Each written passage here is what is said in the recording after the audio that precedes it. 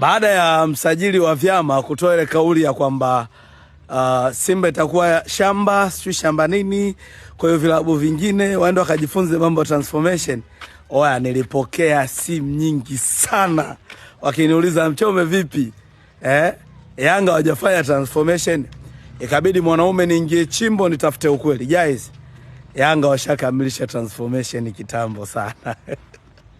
Kumbe Yanga kipindi wanatupigia kelele, jamani inabidi mje mjifunze jinsi ya uendeshaji. Nikasijaelewa. Guys, Yanga washamaliza transformation. Yani kwa mtu aliyenipa taarifa aliambia, Mchome, mbona ni issue ndogo ndogo hizo? Yani nashangaa nyewe mnaita maplesi, mnaita mavikao, mambo yanakuwa mengi kwa issue ndogo kama hizo.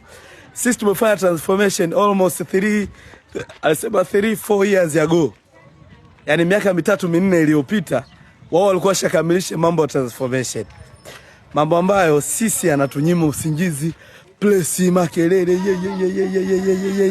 lakini unaambia wao 3 or 4 years ago washamaliza mambo ya transformation. Kwa hiyo klabu ya kwanza kufanya transformation Tanzania ni Young Africans, na transformation yao imekamilika, na natumia fursa hii kuwahabarisha